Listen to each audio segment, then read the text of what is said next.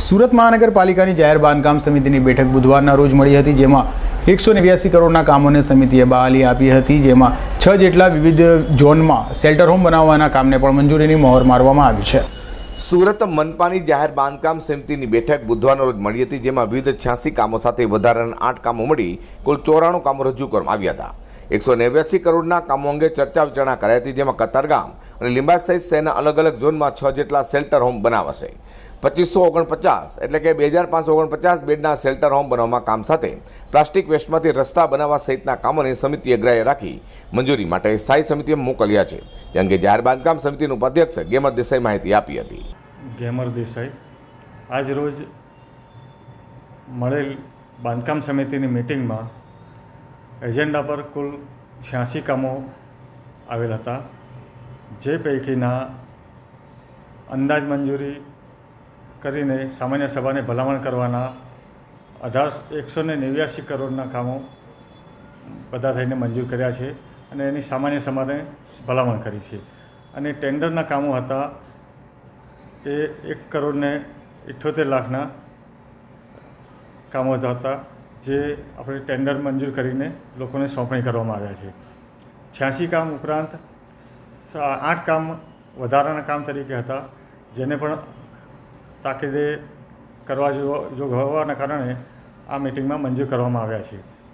આ મિટિંગમાં એક વિશેષ કામોમાં જે કતારગામ ઝોન, લીંબાયત ઝોન અને વિવિધ વિસ્તારોમાં શેલ્ટર હોમ બનાવવાના જે કામો છે, જે 100% ગ્રાન્ટમાંથી કરવાના કામ હોય એવા 6 શેલ્ટર હોમ, જેમાં એ શેલ્ટર હોમમાં 2549 બેડની વ્યવસ્થાવાળા શેલ્ટર હોમ બનશે અને એવા 6 જગ્યાએ આપણે એક શેલ્ટર હોમ બનાવવામાં આવશે.